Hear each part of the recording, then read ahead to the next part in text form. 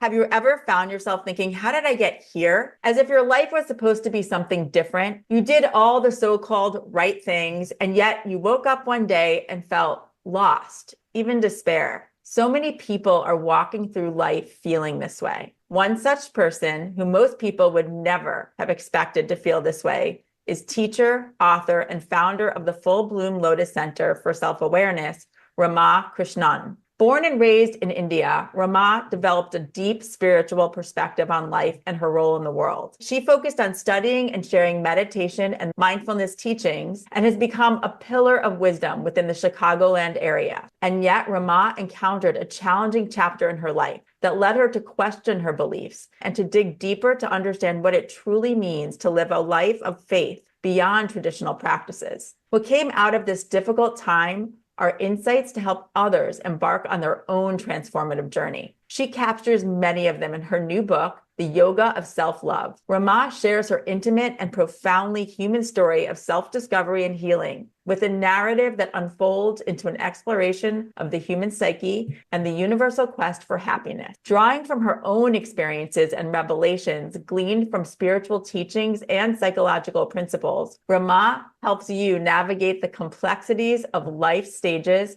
from the struggles of youth to the depths of midlife crisis. She aims to help you reclaim your authentic self. Whether you're facing the struggles of midlife or navigating the challenges of personal growth, Ramaa is here to offer you solace, guidance, and deeper self-understanding. We have so much to talk about. Let's get going. Hi, Ramaa. Hi, Ramaa. Hi, Robin, Karen. So nice to be here. Can we just start by just giving you an applause? Because I feel like anyone who writes a book needs a moment to really feel the appreciation for those who've read it and have benefited by it. So we just want to embrace you first and foremost, and thank you for taking the time to pour yourself out to this book, because it's a really exciting one to share with everyone. I think we can all see ourselves in it. Thank you. I really appreciate your appreciation. Well, and for me, I have known and have met Ramaa years ago, and many of my friends have studied with Ramaa over the years, and she's helped transform countless lives in the Chicagoland area and beyond, because I know you really started working virtually as well. And what is incredible to me is the depth, and this is what I think a teacher and a guide really does, is continues to learn and share. And I think most people will be really surprised that you yourself, in the midst, because I know I met you, I would have no idea what you were going through, and I'm sure most people didn't. And look what you have taken and created from all that you knew and all that you have come to know, and organize it in such a way where you're sharing your own story. You're also giving people the resources and the questions and the tools to then really understand their own story and move forward, knowing themselves even better and being open and vulnerable to what is to come. So that's just to open it up. I just had to say that. So should we start a little earlier in your life? You grew up in the Hindu religion, which I'm still learning about. So I'd love to hear about that, and a little bit about the relationship with your mom and your grandmother, who were so pivotal in your life and still are in a way. They still are. They both are. So growing up in India, India by itself is a highly spiritual country. Now that I've traveled around the world and I go back every year to India, I see that the rest of the world is not like India. Mm-hmm. The rest of the world does not at every street corner have in every street there's a temple. And it's not just the fact that there are temples everywhere. It's the fact that people, a cab driver, a rich man, anyone passing by will always stop and pause for just a nanosecond and say, "Thank you, God," and move on. I've seen this countless times. They'll pause in the middle of a sentence. A friend is talking to me and she says, "Oh, wait, Ramaa," and there's a temple passing by. So this constant connection with something bigger, that is what I have, after all this, distilled it down to, that's the thing. Now it comes to you through the language of religion. So growing up in a Hindu household, my grandmother, very traditional Hindu, my mother, not so traditional, but still rooted in the tradition and the values. And being raised that way, you have a very strong grounding. And I think even the average Indian who does not think he or she is spiritual is more spiritual than many spiritual people here.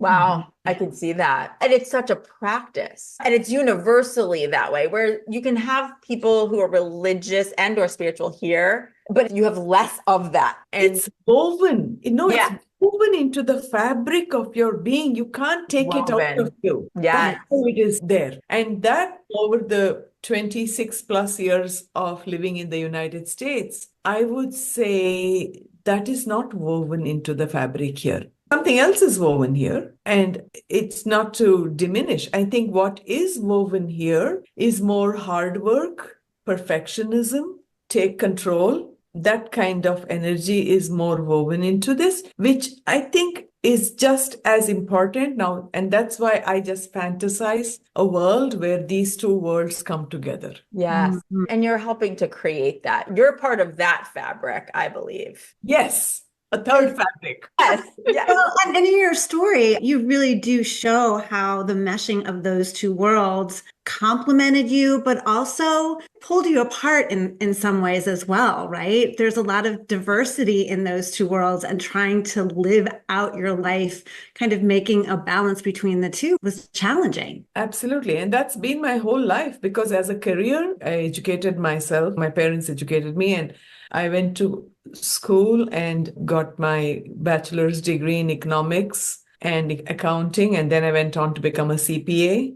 And when I was working as a CPA, I remember my bosses telling me all the time, you need to understand that whenever you're going to a client and the client is making a claim, it has to be backed by paperwork. You have to have evidence for every claim that the client is making. So that's dinned into one part of my head. And then I have this parallel universe inside of me where from childhood, I'm deeply interested in the mystery, in the things that are above and beyond the five senses. And I sense things, I feel them. And then the accountant in me and the mystic in me are fighting with each other. Honestly, it feels like such an unusual combination. And really, what happened for you where you ended up really focusing on that spiritual side? Actually, what happened was that, so when we came to the United States, okay, so these two parallel universes lived inside of me. One was more external in the sense that I was an accountant, I had a job, and then later on, one of my colleagues and I, we started our own private practice in accounting as a CPA. That was one world. And this spirituality was more on the inner, it's a private business. What happened was we left India and I had to wrap up my practice. And I thought that it was fun. We will be outside for a few years and we'll come back and take up from where we left off. That's what I thought. But then we came to the United States. First, we were in Thailand, then we were in Israel for some time, then we came to the United States. And all along, I'm thinking, I'm not going to become a CPA here because I'm going to go back and pick up from where I left off. Meanwhile, I have to pass my time here with different conversations. I found that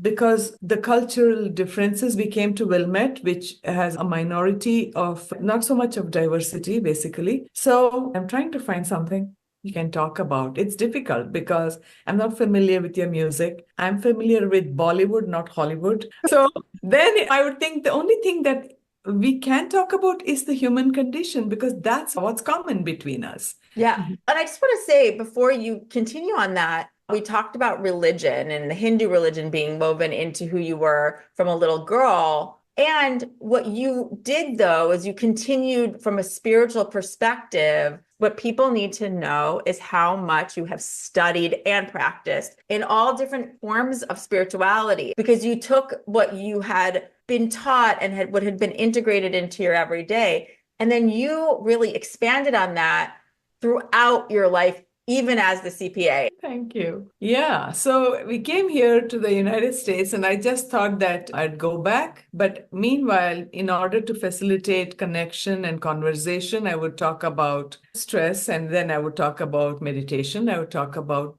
practices from my religion, which are basically not anything to do with religion, but are spiritual, universal. When we talk about breath work, there's nothing religious about breath work, but it comes through our tradition. The yogic tradition, they focused on these practices. So I could talk about the practices, and gradually people started wanting to have these conversations. And I realized that there is a big hunger, especially where we were, for educated people. And I think both men and women, there's a hunger to talk about something bigger that gets to the heart of the matter, but transcends all the trappings of religion. Yes. And I was like, I'm here. I'm already here. Come on, let's do it.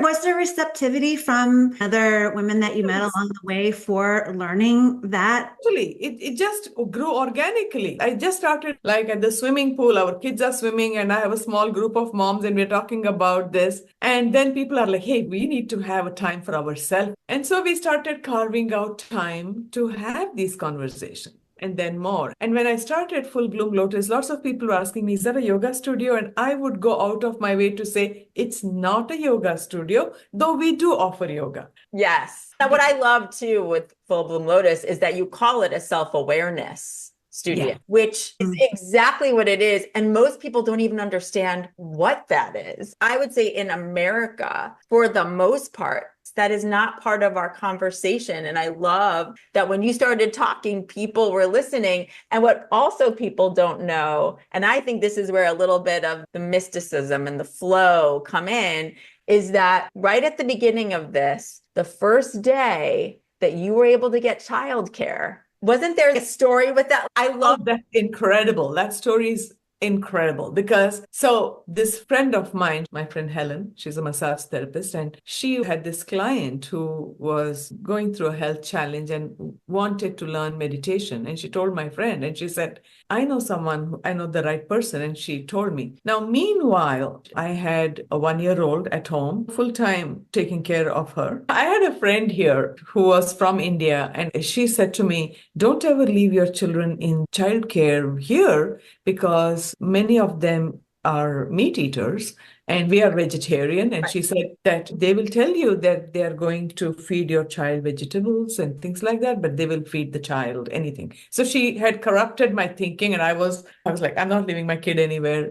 Anyway, I was so completely fear-based. And then one day, just after my friend tells me, I say, I don't know how I'm going to find childcare to go and teach someone meditation. I don't know what I'm going to do. And there was a grocery store right next to my house, and I would go there and I see that they have this little notice board that I would not even normally notice. But that day I was just looking at it, and the word that popped out was the word vegetarian. And then I started reading the rest of it, and it says, I'm a stay-at-home mom. I could take care of your kids. I'm a vegetarian and will feed your child organic vegetarian food. Wow. And it blew my mind. I took the number and I called her and I said, I can't believe you wrote that of all the things you could write. And she said, that's because a lot of moms have become disappointed when I'm not feeding their children meat. They think protein comes from the meat. So I have now, out of abundant caution, started to say to people, I'm a vegetarian. So bizarre.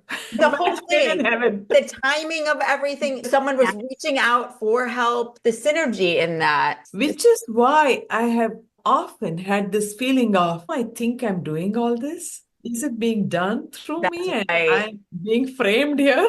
I wanted to say, Ramaa, one of the things that strikes me in your story is that you were a foreigner in a foreign land and really didn't know where you fit in. And then yet you became the central figure for these women who lived here because they needed your light, they needed your guidance, and you had a voice to be able to reach them in a way potentially nobody else could. So I just love how somebody who's coming from another place, feeling like they're going to be foreign and not related at all, has created literally a center that brought so many people in to learn. That's just amazing. I think the self-awareness, the self that we are talking about is really beyond color, caste, birth, religion. And what I love is that it comes through so much in the book, in your story, in how you were raised, and then what you've been able to see so far. We cannot recommend your book enough. And there's so much to talk about, but I think what's really important is talking about what led you to this period of time where we're going to quote it because you say the challenges of the midlife transition are universal and among the world's best kept secrets. Most of us are unprepared for the seismic changes that await us in our 40s, 50s, and beyond. I think that just gets to the heart of what ended up leading you on yet another chapter of your life that you weren't really excited to go on. So can we talk about that?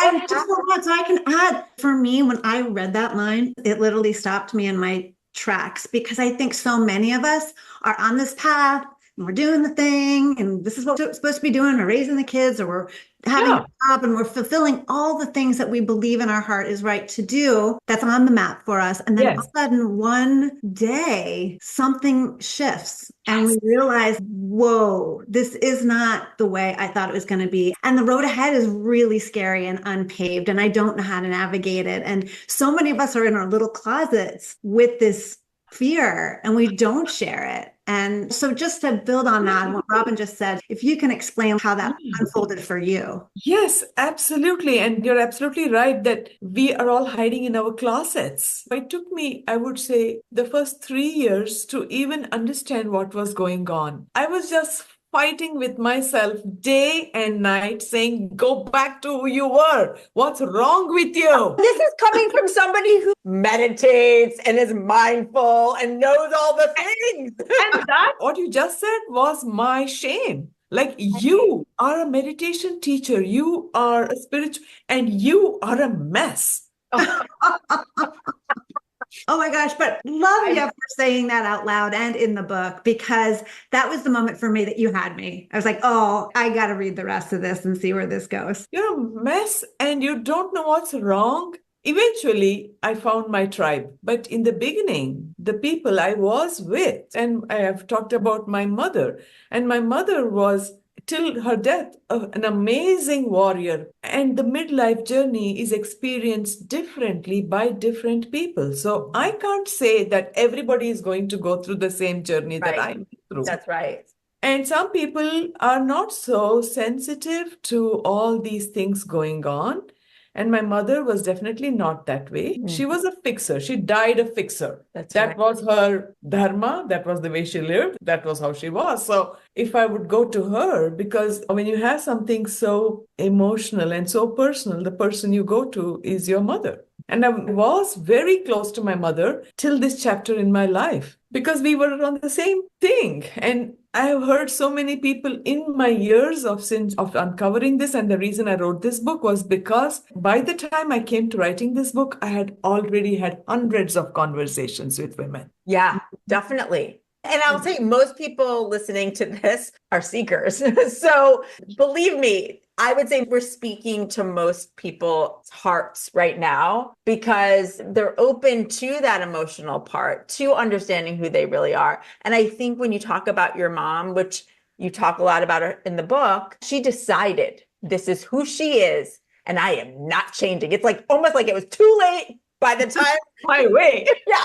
That's such commitment. She was so committed to that. I think about all the people too who are in a similar position who, again, have their mom who is a role model. She's a hospital administrator, incredible career that she had, but very masculine energy. And then you have the daughter who, as you said, you think with your mom, you can be vulnerable. You can pour your heart out and say exactly how you feel and be vulnerable. And yet in this case, you couldn't. And that's almost more isolating because you don't have that person that you trust to be able to be open and honest with. And that, I would say, was just heartbreaking for me. It just killed me, nearly killed me, because we were so close. And I have heard this kind of conversation with many people who said, I was very close to my brother. I was very close to my husband. There are so many you can put into that. Yes. So many people you are so close to. And then this happens. We don't choose to change. It descends upon us. That is the quote. That is, we don't choose to change. You're right.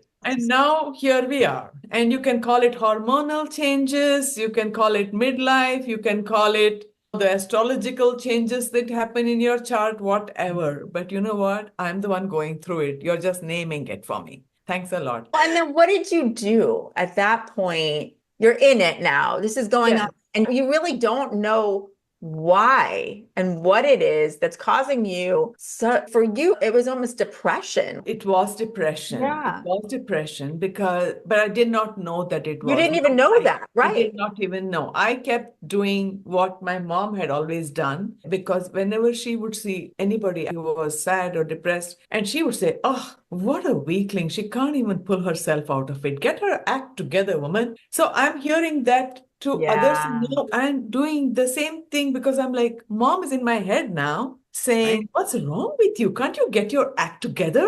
What is this? Spending hours in meditation and asana, and then still you are a mess." I remember in the book you mentioned going, so many friends. My goodness. But one of them was one of your physician, I think. And she was Yes, she was she's like, concerned about you and worried about your depression. yeah, But then you had a breakthrough. a dream. Talk And that happened about 3 years into the process. I'm at a low point, really low point. Can't talk about what I'm going through with my closest mother and sister who were not able to resonate. Of course, I don't want to reveal it to my students. Shame on me. Right. Then comes this, I would say, a magical period started in my life. And the magic was not in that I went back to my old self, which I wanted to be happy, be positive, be strong self, which I don't think I will ever return to. I know that now. That was not the magic. But the magic was the synchronistic things that started happening one after another, one teacher, one teaching, one insight, one book, one workshop, a string of things that happened. And I was just following the breadcrumbs at every step. And okay, so the dream that I had, which is, integral to my whole journey, in which I began to, for the first time, get an idea that inside of us, we have stories from our past that need to be retold. Which again, most people do not recognize or are even aware that they live within, and that they are actually continuing to feed us messages and stories that are not serving us. You had this dream. Talk about synchronicities. So, Ramaa, you were meeting a dream interpreter. I was going to meet a dream interpreter. And the night before I am to meet her, I have this dream. I made the appointment with her because I've been having some strange dreams. Some strange creatures would come. There were some weird things, and I thought, "Oh, I need to make an appointment with her." And I did not even know there was something like a dream interpreter, or I would have gone myself. She came to my studio to meet someone. That's so crazy. And so this lady introduces me, and I go, "Dream interpretation? What's that?" Okay, fine. You know what? I'm having some strange dreams. Let's make an appointment and talk about it. And that lady is very busy, so she gives me some 3 weeks or 4 weeks. And then I put it out of my mind. And the night before, I'm thinking the next day, "Oh, tomorrow I have this appointment. I should talk to her about that dream in which I saw a snake running up there." And then that night I had the dream. Don't you think your soul knew? My soul knew so much more. When I think back now to what our soul knows, but what our ego denies. Ah, So true. another line. Yeah. Another good one. Soul knows, the ego fights. So true. Okay, so now you go to her, Yeah. talk about this dream. And then she tells me about the inner child. And I have never heard about this before. She starts off a conversation and she says, "You've got to now do this." And I ask her, "Why don't you just tell me what to do?" And she says, "I can't, because this is between you and your inner child." And also she said, "I don't know." And she said, "You have a studio, you are already leading all these women, and you are having such an intense experience. I don't know why your soul has called this in for yourself and for the women you're leading." Yeah. Wow. And she said, "I should not be telling you what to do, because this is really much bigger than I want to comment on." Wow. So what did you do with that? Yeah, so then I came back, and as I say in my book, one day at a time. And then I started to really imagine the person who had come in my dream. And this is how I tell others to do. I say, inside of you, there is a younger version of you who got lost in translating to adulthood and is seeking in midlife to be retrieved and resurrected. It's so true. And there are bigger things that happen as we grow up, and there are even small little Small, silly things. things that you don't even realize. They become stuck. They become stuck. I think about so many women who have said, oh, if I tell them to draw, oh, I'm not a good artist. Who told you that? Oh, I know this. My art teacher said that. Now, your ego is telling you it's a silly thing. But your soul is saying, not so silly. That's a very big thing that you embraced and internalized. You internalize something that your ego thinks is silly, but for your soul, it's a stumbling block. It cannot express itself as long as you have embraced this stumbling block as your truth. Wow. This is so important for people to hear because I'm even just thinking about my background, but all of us, from when we're so little, we're so pushed to grow up, learn, do, behave, live within the framework of our parents, our families, our culture, our religion, all of those things that we just leave that little child behind so quickly without even getting to know them. And so it's no wonder when we get to be adults and we've done all the things, we're like, wait a minute, who the heck am I really? Because you've been so busy trying to do all of those things. Was there one takeaway that that little girl inside of you, I know it might be hard to choose, but was there one thing that you recall or that she told you that you'd want to share with people who are listening? There's just so many things. You know what she would want me to know, especially since a perfectionist? She wanted me to know that imperfection is divine. That is so good and important. Such a big thought for so many. If we can just embrace that for just a second and think about that and how often we're trying to be just the opposite. And that feels like it was a major theme for you. Yes, because I uncovered, I'm digging and digging, and I'm finding tons of shame over so many perceived imperfections. And I don't blame the adults in our life, but they tell us what they have internalized. A simple thing, like my mom would say, when I'm coming home, I suppose she has left us with friends and my mom's out and she's coming home, she would say, I could hear your voice at the end of the block. Wow. And none of your friends are so loud. You are so loud. So whenever I have seen soft-spoken people or people who are gentle, there are so many beautiful people who are so gentle and soft. And I'm like, Ramaa, not at all ladylike. Wow. Beautiful. And I want to be her. I want to be like her. And finally, this time, she was like, the loud people are divine too. So Yes. You know what I want to also say to you too, because that's important, that lesson that loud people are divine.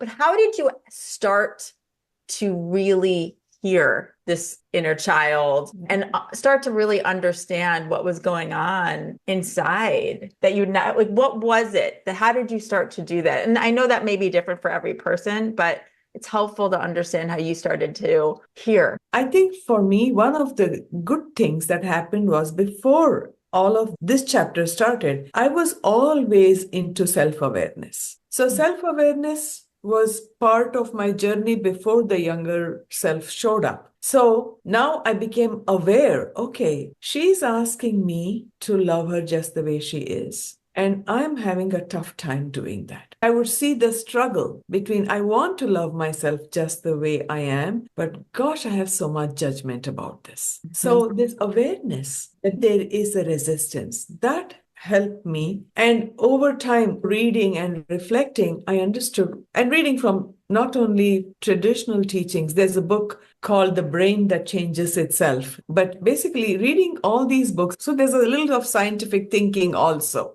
The reason that I have this dislike of this thing in me is because of the deep conditioning that's become part of the way I think and see the world. And I can't will myself. I have to decondition and recondition.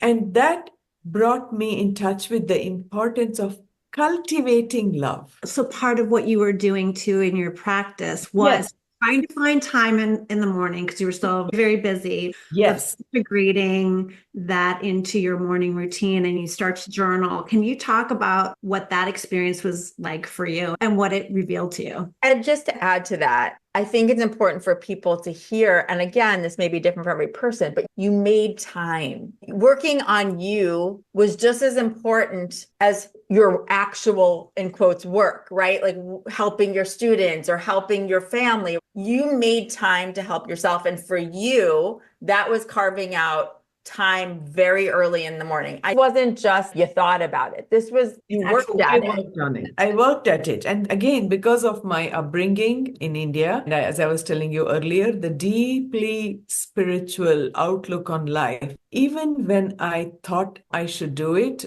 there was a part of me that was saying, but does God approve? Really? Does God approve of this? Does God want me to do my Kundalini yoga practice? Does God want me to? I have been initiated into this traditional practice. Wouldn't God want me to do that over this? So I struggled with, And how am I allowed to change it? Yes, and am I allowed to change it? Because this is the traditional practice. Then do the breath exercises. And I have done it without skipping a day for 8 long years. Wow. I was initiated into it in 2000 and then in 2008. So 8 long years, I have remained faithful to this traditional practice. And then this dream happens and all of this is happening. And now I'm being asked to do this. Is that okay to do? Who am I to say it's okay to do? Wow. Who am I to say this is more spiritual? When there are great teachers who tell me what is truly spiritual. And that was the Kundalini practice. Yeah, it's come down thousands of years. And who am I to say that I feel that I should do is more important than that? And that's when I came across that quote in the Gita that I talk about. Please talk about that because now I'm hooked. I want to read the Gita as well. Yeah. There's great wisdom. And you started looking at the Gita very differently. Yes, I didn't look at the Gita for asking the question. That's again another synchronistic thing. My friend Marin wanted a copy of the Gita. So I go to buy her a copy of the Gita and I open it, and the line that I open it to, it says, better to do your own dharma imperfectly than to do somebody else's perfectly. And I understood it as better to live your own truth, however messily you do it, than live somebody else's truth. Which is exactly how we should all live our lives. And yet we don't. We compare, we do all the things. Yeah, which is why when you ask me, how did you do it? I'm happy to tell you, but I also want to say it with a caution. No one size fits all. And I think that's very important. Yeah. This helped you. And I do. Yeah, but it helped me. Like, okay, what I feel I have to do right now. I know that there are parts of me I have rejected, and those parts of me are crying to be reinstated. And I'm going to have to spend time understanding those parts, teaching myself to love those parts, to be curious about those parts, and to see how I want to move forward with those parts. Because I can't say that I'm just going to be just the way I am. Sometimes they may be needing some refinement. They may be needing some improvement. But as I say in the book, self-acceptance first, self-improvement later, self-denigration never. It's so funny to me how this friend of yours in getting you to buy this book, the first line that you got was really the core message for your life. Yes. It really was. It was like the universe, God, this is where you need to begin your Yes. And it sets you free, but it also sets you to take responsibility. Yes. Oh, yeah. Because just understanding it doesn't mean that you've done the work. Yeah, it doesn't mean, I can do whatever I want. No, this is your life.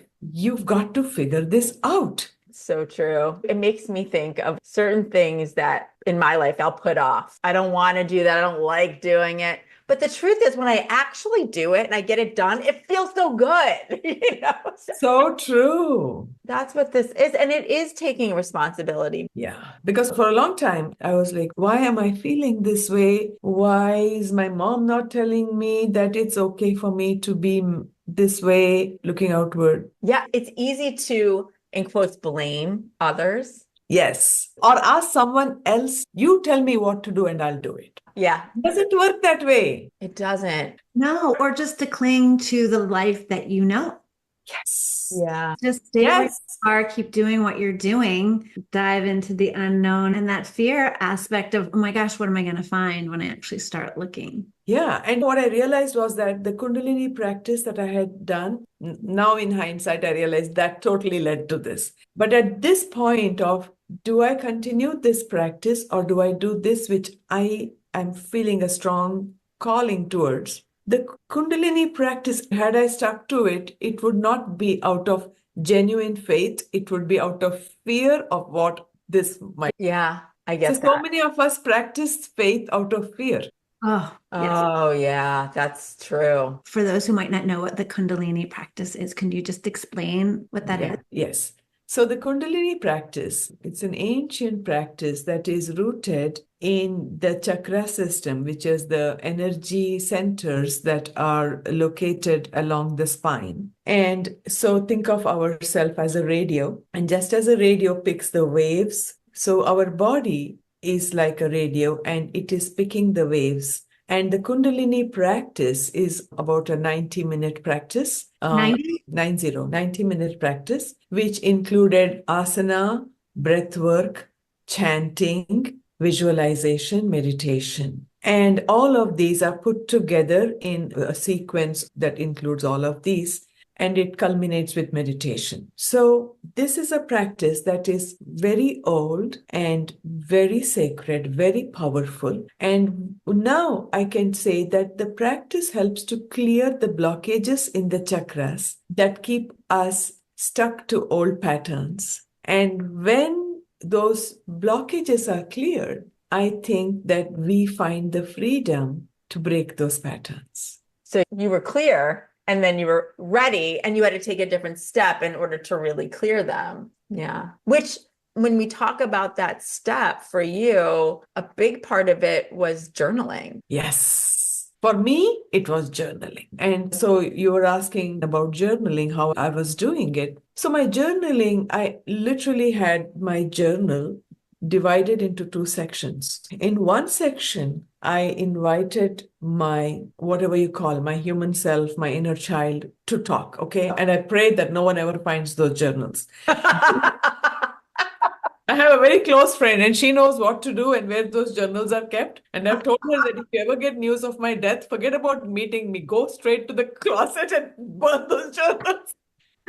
Oh my God, that's great. Because when I'm asking my inner child to talk, she's going to spew all Yeah. her victimhood. This one hurt me. I hate so. And I had not allowed her to show up because I was always like, don't talk like that. That's not fair. This one's working so hard and you are feeling angry about your friend, your husband. You do know what a noble man he is? He worked. Oh, sorry. So that repressed voice, I had to give it voice. So I divided the journal into two sections. And part one was always like, okay, tell me, who are you mad with today and why? What's making you sad? Go for it. Be as victimy as you want to be. Pour your pity party. Here's the place you're going to do it. So, like I told you, I took that 90-minute thing, slowly became this process. Okay, then I would read that and I would allow myself to cry, feel compassion for this human being who's going through such a difficult challenge, holding her close to me and just breathing, holding her, and just allowing myself to say, I see you. I hear you and I've got you. That was part one. Then part two, the CPA part of me. How are we going to solve this? And so- did you talk with her to help figure that out? Then I would go to part three where I would write to her. I know what you're talking about and I agree. This person is a pest. He or she is also a big helper. We need them for our life. They bring so much to the table. Sometimes it is an assistant who's working for me. Sometimes it's a student, whatever. And I really need them. So here's what we are going to do. So I am collaborating and colluding with my inner child. That is so beautiful and powerful. And what you do in the book is what everyone should know is that it really becomes a guidebook for you to do this work yourself. I'm very excited to do the work. I personally, in my life now, needed to be reminded and then given the guide, which is what Ramaa has given all of us, is this guide to take you through and really get back in touch with, for me, it's little Robin, who I talk to all the time, but I really need to uncover certain aspects of my life that I haven't really revisited so that I can really address and move along. You said in the book too, it's like you do open up a closet and all of a sudden see all the compartments that are in there. You just allow one conversation to unfold and then others start to bubble up that you've totally forgotten about. And you give it a voice. I think so many of us may remember those things in our childhood and then just go ahead and put our adult hat on and justify it. Like you were saying, oh, that person was just trying to be nice to you, or you just misinterpreted it, as opposed to allowing that child to literally speak its truth and get it all out and be heard. I think it's got to be so powerful and probably surprising what that inner child has to say. In your life, and I'm not going to, because I want people need to read, it is unbelievable the things that came up for you that you hadn't thought about. They surprised me for what went on in your childhood, which seemed like, in quotes, a normal, and it was, but there were aspects of it that I can see where that would impact you as an adult that were never dealt with. Yes. And I didn't want to share that in my book because, and this is again how we all do this intellectual override, because a part of me is, you've not really had any traumatic things happen in your life, so why would you write about it? But then as I continued on this writing process, I thought, this is exactly why I need to write about it, because there are support groups for people who have gone through this. I'm a support group for regular people. That's so true. Yeah. For regular people. Which is why we need to see ourselves like that. You said it perfectly. Some people have tremendous trauma that they have to work through, but the little ones and us all, as we grow, as we're trying to find our place in the world and really please our parents, which is like our number one thing typically when we're that age, we do mold ourselves into a reflection at times of them versus really get to understand who we are. Yeah. And Karen, what I have found in my conversations with so many people is that this individuation from one's parents is, while it's very important, many people take that as a reason to become so individuated that they cut off from their parents. And that's not the purpose of my book. I agree. We have to learn this, and that's why this book means so much to me in how I want to share it with the world. We are going through times in our global history where each one of us is being asked to individuate to know ourselves. And if we don't at the same time learn how to respect and integrate another person's individuality, we could be fragmented as a society. And it starts with your closest family and friends, where you give them permission to be who they are, and you stay the course of their wild and crazy journey without ever stopping to love them, without ever saying, I'm done with you. That integration starts with ourselves. When I'm able to see I'm an intelligent, spiritual, sensible human being, and I've also got this wild, crazy, impulsive side in me. And if I can figure out a way to hold the tension between the opposites in me and to never give up on my inner child and say, you put me in trouble every week, but here I am showing up for you. That is the yoga at the deepest level. And doing that, I can extend it now to my best friend who's going through something strange, my child who's going through a strange experience, and then to my family, my friend, and then the whole country. You see, the whole world. This individuation process, which the present times are asking us to do, without individuation, without integration, can split us all apart. That is so key. The way that you articulated that is so important. Taking the example of even, let's say, your mom, and seeing your mom as a person who has these different sides and who may be very different than you and isn't really willing to look either at herself or at you in that way. You had to accept and love her the way she is and love yourself the way you are. And oh my, that is really key. It's more important than ever. I want to just jump to something that you said in the book about interbeing, which is that Buddhist teaching, which I loved so much. and how it helped you look at social media differently. Can you just share a little bit about that? I just think it's just so in line with what you were just talking about. Yeah, many things are happening at this time, as at any time. In one part of you, you're learning and reading and growing, and then you're living your real life. And I think what I bring to the table and what was brought into my life was integration of the teaching with the actual human experience you're having. At the spiritual level, I can say, and I believe, and just the other day it happened. I was walking and I met a group of my students, friends, and they were like, oh, we just totally co-created you. We were just thinking about you. And so these kind of synchronistic things happen. And we say, oh my God, you know what? Separation is a big myth. We are all one. And we gave each other a group hug and we said, we are just one in different bodies. Now, can that extend to people I don't agree with? People who trigger me. If it is true here, it's got to be true everywhere. Otherwise, it's not the truth. What is the test of something being true? That it holds good in all scenarios.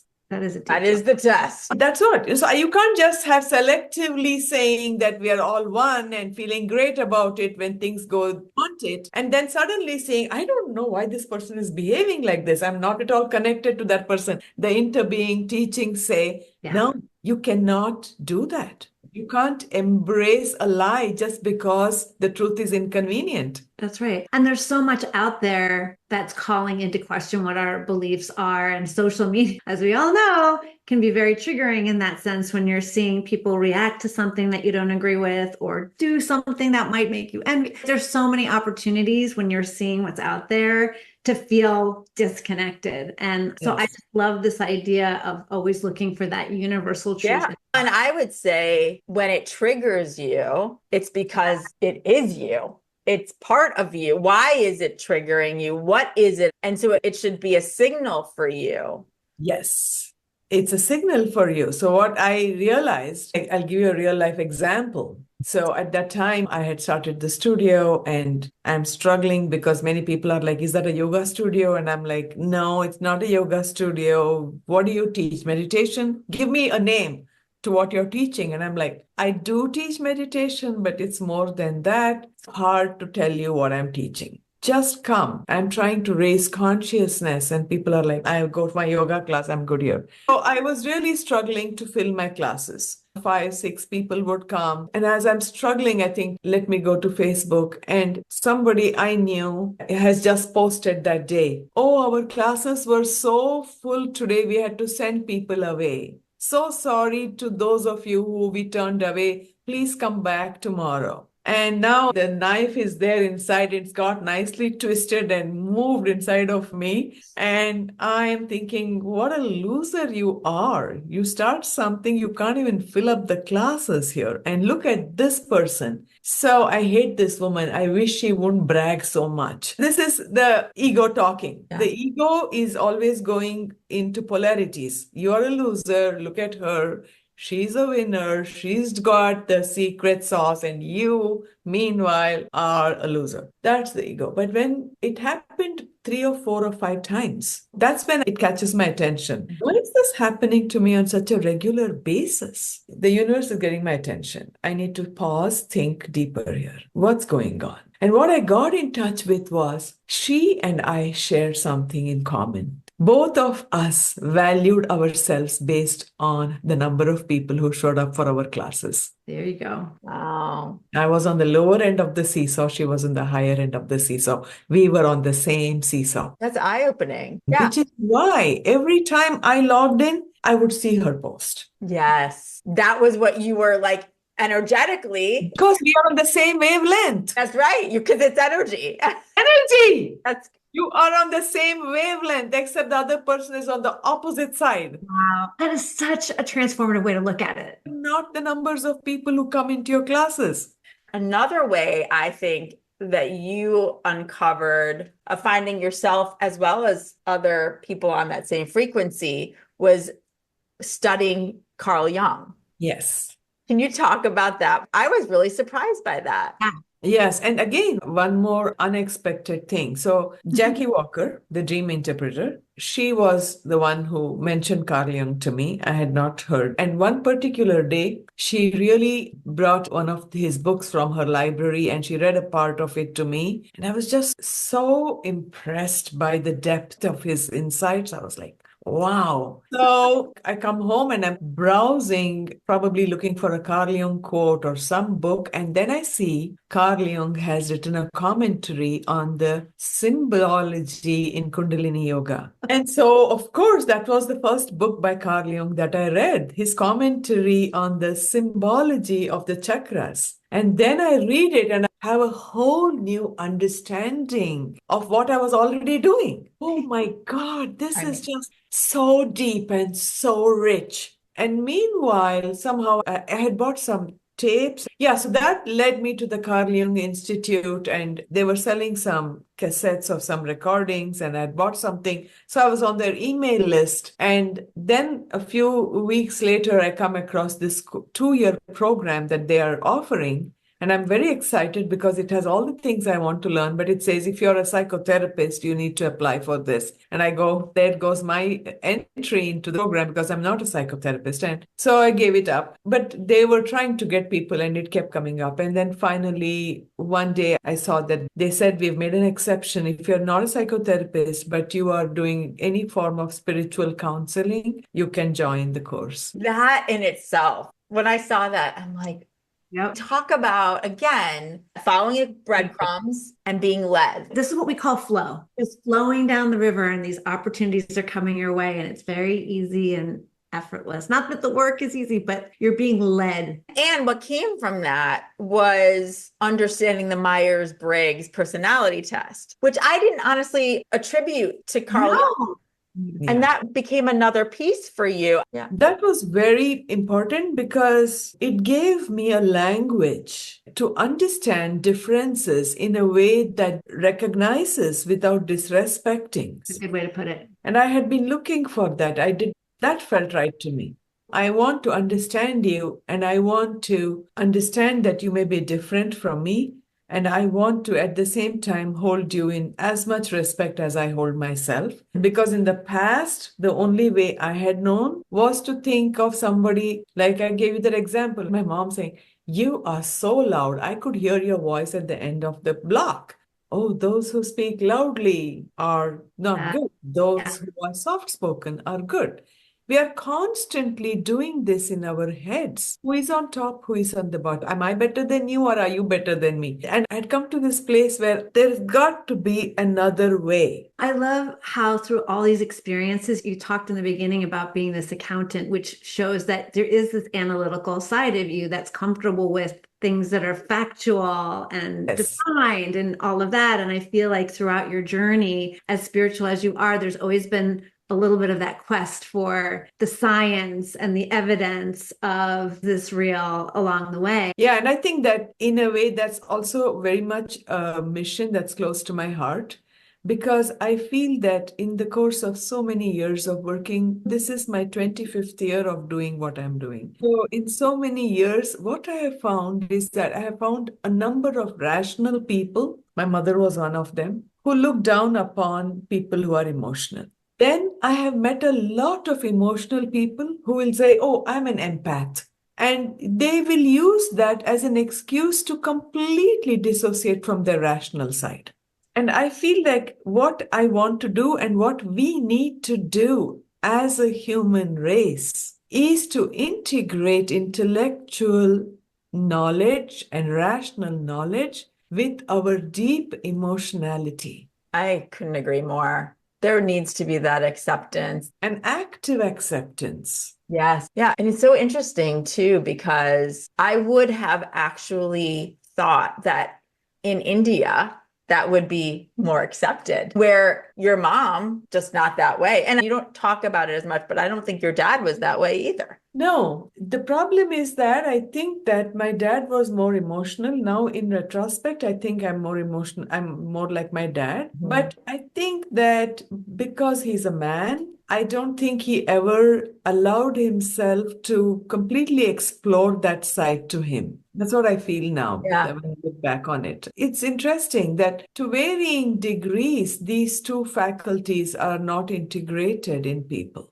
No, here too, we know so many people who they actively, to your point, want to be one or the other and not integrating the both sides. And that's whether you identify as a man or a woman, or it doesn't matter. It doesn't Doesn't matter. matter. It's just Or Indian or American or it doesn't matter. And so to your point, that is such a good mission to have of bringing people and they're both sides together. Yeah, and it's an effort because we are wired to be a certain way. So what we are wired to be appears to be real to us. And that's what I've talked about in the book.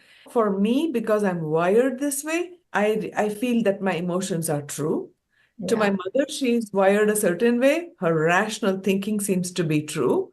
But what I now like to say is what you are feeling and thinking are facts, but the truth is bigger than the facts. And you've worked with so many students over your 25 years. So you see this over and over again. That's the advantage of being where I am. I have a body of experience of seeing and understanding, and this is what we all need to do. I was going to say, it just goes back to where you started in the beginning. The train was going off the rails for you when you weren't able to lean in and be that authentic self. And I think we're all called upon to fit into the norms. And that's why so many of us end up so unhappy, because at some point that inner child is still in there trying to be seen and heard and understood. And if we can take the time to really lean into, that's where our beauty and our power is. And as you were saying, as a group, cumulatively shining our light together and being able to recognize the beauty in the empath and the wonder in that person who's very rational. We need all of us to be. We need all of it. It brings up for me this question of when you've been working with people throughout these years and they seek you out, do you find this common point, no matter maybe the age, or are they all in their 30s, 40s, 50s, 60s? What is that commonality? That's a great question. Right now, even I have different age groups of people I'm working with. I think that when the soul awakens and wants to be seen and heard and integrated is such a mystery, because I have one person who I'm working with who is in their 70s. I have one person who is in their 30s. And I realized that the midlife is an expression. And while most people, it does happen in 40s and 50s, there are people who I have someone who I'm seeing who's in their 70s. And who keeps telling me, where were you all these years? And I said, it doesn't matter. You needed me now. That's right. I hope people can really hear that. It is when your spirit awakens. And I think for those who are listening to this right now, this is your soul calling you to really start to pay closer attention to what's going on, to who you really are. By listening to this episode, it opens you up to not only hearing what we're talking about right now, but it opens you to go look at the book, start doing the exercises, start talking to your inner child, create a practice, do the work. And when we say work, it's soul fulfilling. And it can be just one thing. Play it as a game. Have that conversation with that little girl or boy or whoever that's within you. Just give it a moment to have a voice and see what comes. I just love that exercise. I do want to ask for you to tell us about the title. It's such a beautiful title. Tell us the meaning behind it. Yeah. What does the yoga of self-love mean to you? So yoga is traditionally the means to connect the masculine and the feminine inside of you. Now, the god and the goddess, Shiva and Shakti. And there are literally hundreds of ways of doing it. And I also think of it as connecting the left brain and the right brain. So many different ways of looking at it. But all those activities that help to make those connections, that is what is yoga. So in the West, usually people have this misnomer that yoga means the postures on the mat, which is asana, which is definitely a part of yoga, but it is not what yoga is about. It's much larger. The original vision of yoga thousands of years ago was to make us whole. And there are so many ways of doing it. But the intention has to be to attain wholeness. And my intention of attaining wholeness, I might be journaling. I might go for therapy. I might talk to a friend. I may sign up for a class. All of these, I am driven by the fact that I deserve a life of wholeness. And that, according to me, is the highest way you can show your self-love. Because saying self-love is going and getting a manicure and getting a spa day, that's all fine. That's wonderful. Go buy yourself things if that's what you need. You can start there, but don't end there because you deserve to be loved much more than that. I want to just say one more thing, which really struck me at the end of the book for you, which is that when you and your friends went to India and they wrote those letters, they put it in a book for your mom to be able to read.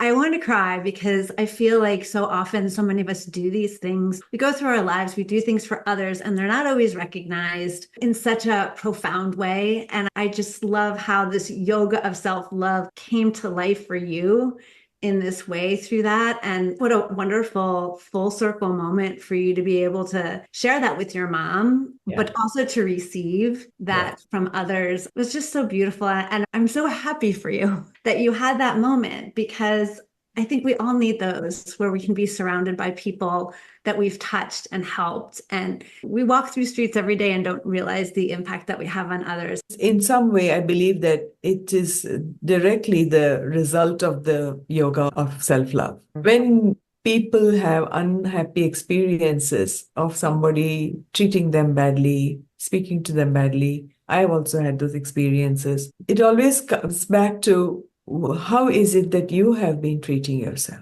And as we continue relentlessly, like I am not going to stop until I love myself, not just in a way of self-indulgence no, the truest form of love is one that uplifts you. Otherwise, it's just whatever. When you love your child, you want your child to do very well in the world. You don't just spoil them by giving them gifts. Sometimes you have to say, no, I'm not doing that for you. So in that kind of love, which many of us know how to show to another, and then to bring it to oneself, and then you see yourself thrive in so many ways you never thought you could or would, and you realize that's what love does. Love helps you thrive. I just feel like this is such a well-timed conversation. It is that reminder and the power of love, not only for others, but for ourselves. Yes. So true, Karen. That's what it is, the power of love. And that we all deserve it, and that we actually have the ability to love ourselves. Most people aren't loving themselves in such a whole and pure way. We have these conditions to love ourselves.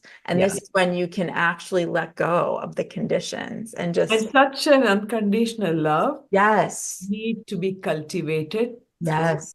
You don't start off like that. You don't. You have to really uncover and dig deep. And that's what this conversation, that's what this book, I feel like it's really a movement. This yoga of self-love is a movement. And if we can continue, and because of what you've created, one person at a time, the more we can continue to raise that vibration. That is what we're talking about when we talk about love. Yes. And for those listening who might be in a dark place right now, the reminder that Ramaa was a teacher of all of this work and was grappling with that as well, unbeknownst to so many, and was in that closet of despair and was able to walk the walk and find herself and find love of herself again. So just remember that all of this is here for all of us.